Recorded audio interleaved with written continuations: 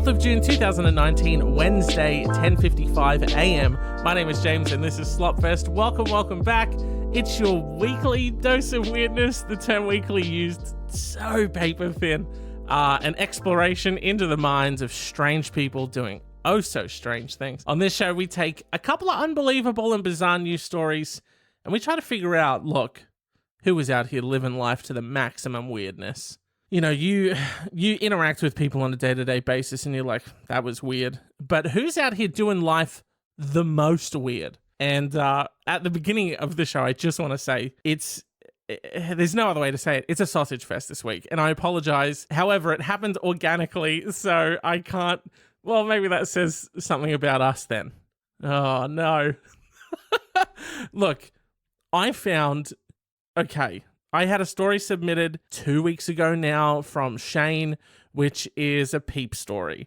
And then I had someone else submit a story, which was also a peep story. And then before those got submitted, I also had a peep story. So it's all, if you head over to slopfestpod.com and you look at this episode's cover art, or Instagram, or any of the social media really at Slopfest Podcast, Facebook, Twitter, Instagram, just getting the plugs out of the way at the beginning of the show.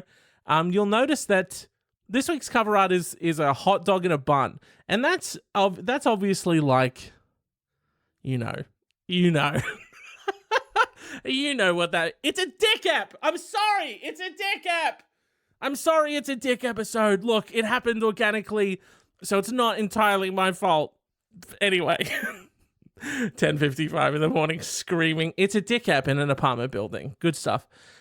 This first story was submitted by Shane, and I have in the notes for this episode, it just says, "Do not read this until you're recording," which was a note that I made to myself because I just read the headline and I was like, Shane, you've absolutely nailed it. This is totally on brand. You've hit the memo. This is the brief for this podcast. He knows it. So we're just going to jump into this first story. Let me give you the headline that made me say yes to accepting this story, and I won't read it until I press record. Man crashes into river after attempting to give himself a blowjob while driving. Is there any article with a headline that is more suited for this podcast? Does that say something about me and this show I'll say we've created. Me and you, we're in this together. I'm not taking the full blame for this. This was submitted to me. I've had other stories submitted to me. So this is me and you. We've built this together or taken it down a strange path. Anyway, Goose Creek, South Carolina man was miraculously rescued by passers-by after he lost control of his vehicle and ended up in a nearby river. Anthony Sanders, 47, reportedly told police he was attempting to perform oral sex on himself while driving his car when his head apparently got stuck under the steering wheel, thus losing control of his vehicle. Yes. More 10,000 times more yeses. The man who was recently divorced was found heavily intoxicated and admitted being under the influence of alcohol, crystal meth, and crack cocaine. He had his head stuck under the steering wheel with his genitals inside his mouth, so he made it. Oh, I don't understand how he got into that position, Adam Simmons, one of his rescuers, told reporters. Imagine coming across that incident, car crash. Not really, because his car's just in the water. He says, I'm here to help you. Should I give you a minute? I don't know how to proceed with this. I'll tell you right now, I don't know what the fuck I would do. Maybe back away. Maybe just very awkwardly back away and have the best story to tell everyone I come in contact with for the rest of my life. Sanders told officers he had an uncontrollable urge for a blowjob moments before the accident occurred. I've never done crystal meth or crack cocaine, so I don't know what type of impact it has on you. But if it makes you uncontrollably want to put your own peep in your mouth while you're driving a car, probably a good reason to avoid it. The driver was heavily intoxicated under several substances and was attempting to perform oral sex on himself while driving, which is by itself a blatantly dangerous maneuver, explained Deputy Sheriff Robert Kilsh. Yeah. Well, yes. I can imagine him having to explain that to people. Look, guys, being heavily intoxicated, check. That's bad. attempting to perform oral sex on yourself, and this is Robert Kilch, this isn't me saying this, he says, impressive, but also dangerous. Funny. Is that libel? He didn't actually say that. Anthony Sanders was immediately brought to the Trident Medical Center, where he was found to suffer from several broken ribs and deep lacerations to the back of his mouth and throat. What did he, when he hit the water, did it just like jam it in there? I don't know. I'm sorry that I have to be the one to say these words. Anthony Sanders faces accusations of driving under the influence, as well as 16 different accounts of reckless driving, and could face up to 15 years in jail if found guilty, according to the South Carolina state laws. Imagine explaining that when you get into prison. What are you in here for, George? I beat my neighbors to death with a hammer, and then I set their house on fire. Okay. And what about you, Michael? Anything sort of, well, really been a life of crime for me. In and out of the joint when I was much younger, you know, gang related stuff, and then sort of got into drug dealing and then robbing people, and then ultimately found myself in here for murdering 2 people. And what about you, Anthony? Anything? Oh, you know when you're on crack cocaine and crystal meth and you have a sudden urge for a blowjob.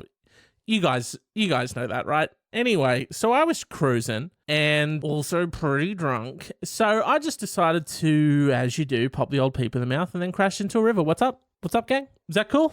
You know, just that very relatable situation in prison when, you know, that dude, your cellmate's in there because he jammed his bits into his own gob while he was driving a car and then crashed his car.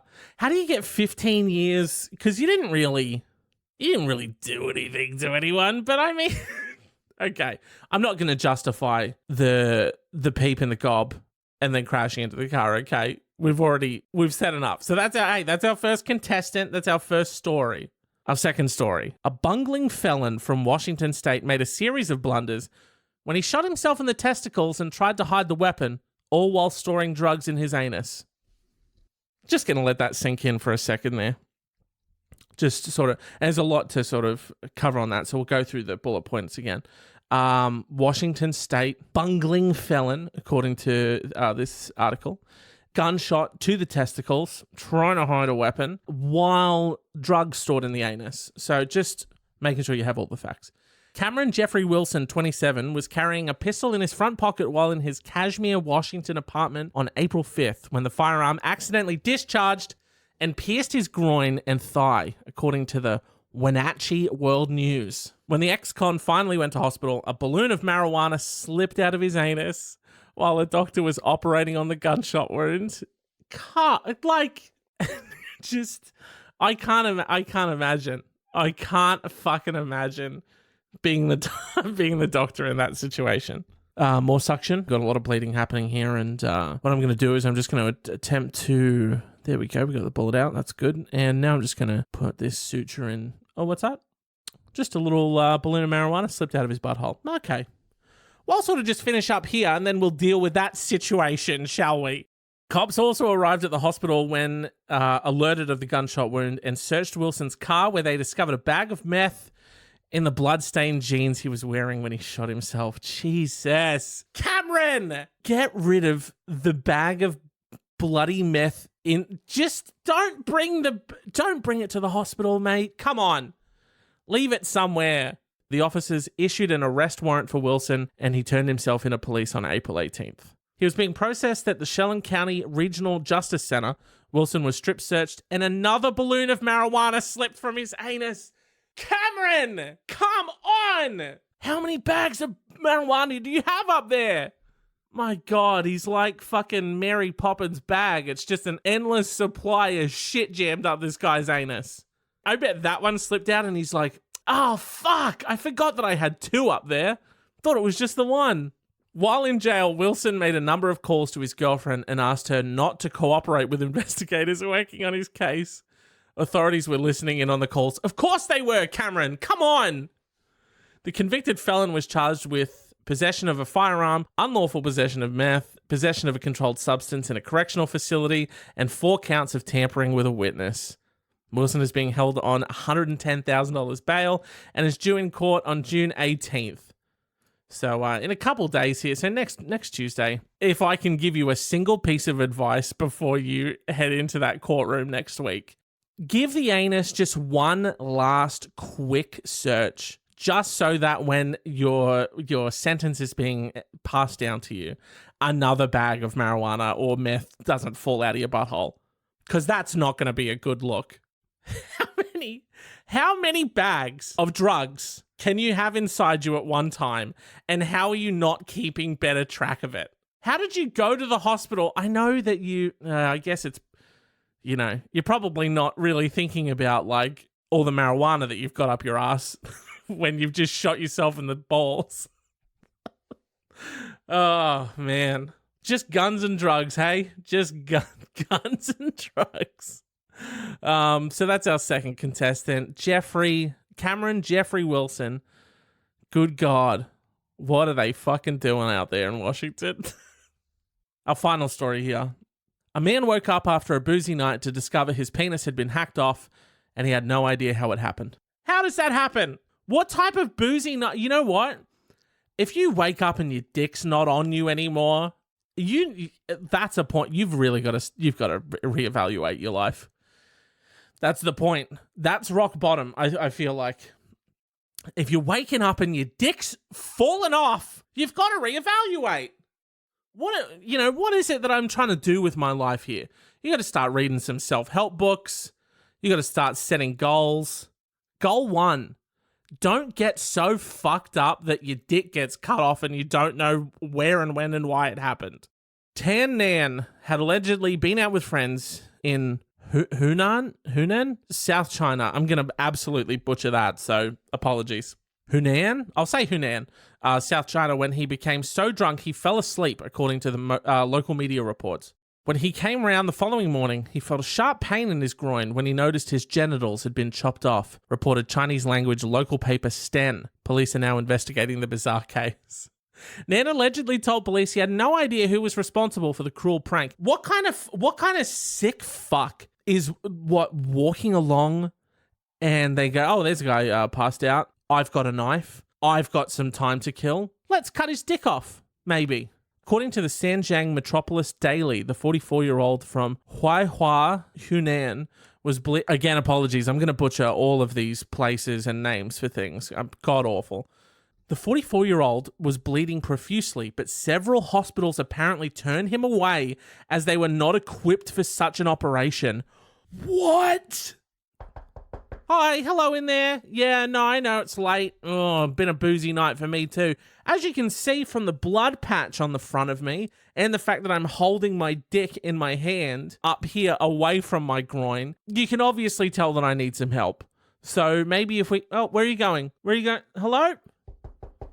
Hello, need my dick reattached, please. Where are you going? Not equipped to deal with this. Okay. Neither am I! You're a hospital. I thought I came to the right place. Finally, he was taken to Changsha Hospital and treated by microsurgery experts, according to the report. Oh, they had to put that in there, didn't they? Couldn't have been humongo surgery, could it? Oh, yeah, no, we put his dick back on. We needed microsurgeon experts for his micro dick. Yeah, we get it. Thanks a lot. You couldn't have just lied about the department that handled the sitch? The guy had his dick cut off, and you're gonna fucking lay the boot in while this guy's dickless? That says, you know what? That says a lot about the Changsha Hospital. You know, you couldn't have just taken one for the team and said, like, you know what? Macro surgeons. We needed macro surgery experts to come in. We've never dealt with a dick so big. You know what I mean? Help the guy out. He's had a rough fucking night. Local media reported that Dr. Wu Pen Fang, who treated Nan, said usually parts of the body that had been amputated should be kept in a dry, refrigerated manner. See, again, it's an educational podcast. You thought, you know, at the beginning of this episode, you were just going to come in and hear a lot about dicks, and you did, but also now you know that if you lose a body part, keep it in a dry, refrigerated manner. That's helpful. I've learned something today. After several hours of surgery, his manhood was reported to have been successfully reattached. Fuck yes! Fuck yes, Tan Nan. Dr. Wu Pen Fang, fuck yeah. He deserves a Golden Member Award. And the Golden Member Award goes to Dr. Wu Pen Fang for putting Tan Nan's dick back on. Well done. Now his recovery is doing well, medics have said. Good stuff. Good stuff, Tan Nan. You know, it's good when a bad situation turns out okay. And a bad situation kind of resolves itself. Or like, you know, there's a silver lining. The world needs more Dr. Wu Pen Fangs in it. Oh, I love it when a story has a happy ending, really. And can we do something about this fucking Dick the Ripper that's going around just chopping off sleepy peens at nighttime? What the fuck is going on? Oh, there's a man and he's asleep and whoop, got his dick. But I'll leave the dick? So for you, the thrill of the hunt is cutting the dick off? What's your situation like? If I go to that person's house, what am I gonna, is it like pitch black, poo smeared on the walls, some testicles in the fridge? What the fuck? That's some I was gonna say that's some Hannibal Lecter shit, but even Hannibal Lecter would look at that and just be like, ugh, gross. Oh, yuck. At least I deliciously cook it up and eat it. Does he do that in the movie? I haven't seen the movie or the TV show, so I don't know. I know, fake horror fan over here hasn't seen fucking Hannibal Lecter. I get it. But, you know, it's so good when my favorite story is that one.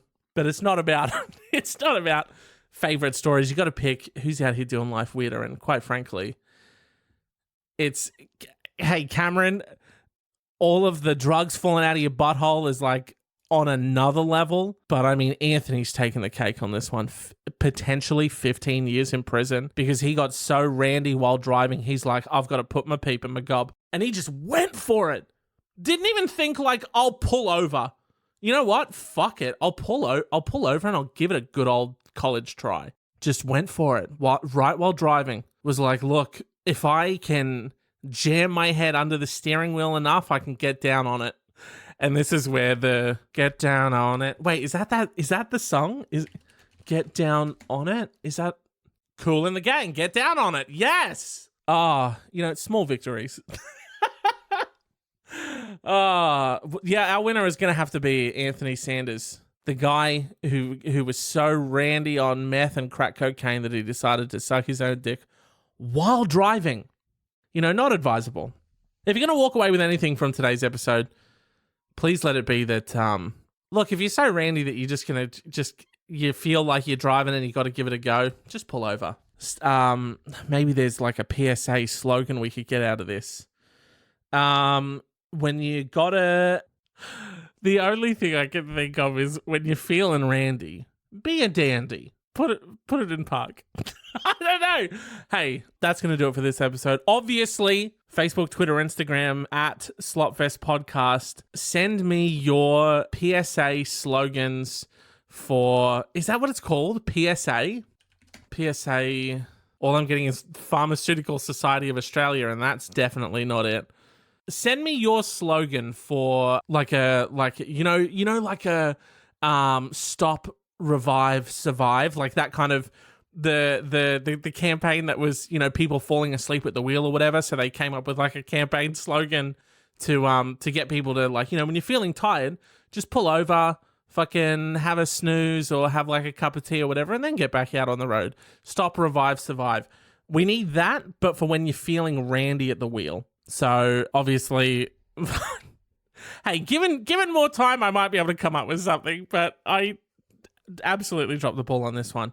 Thank you so much for listening. Head over to slopfestpod.com for more in-depth show notes, for images related to all of the news stories that we talked about, and for handmade, artisanally crafted, Etsy upcycled cover art for this and previous episodes. Slop a follow on the socials at Slopfest Podcast, Facebook, Twitter, Instagram, so you know when new episodes go live, and also so we can have a bloody chat.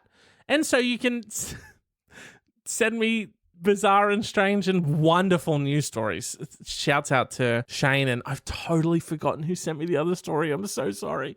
feel free to send them through Facebook Messenger as well, which is where a lot of people do it. And I know why you do it, because you don't want it to be on the internet that this came back to you, that you submitted this one. I get it. Let's face it, I'd do the same thing.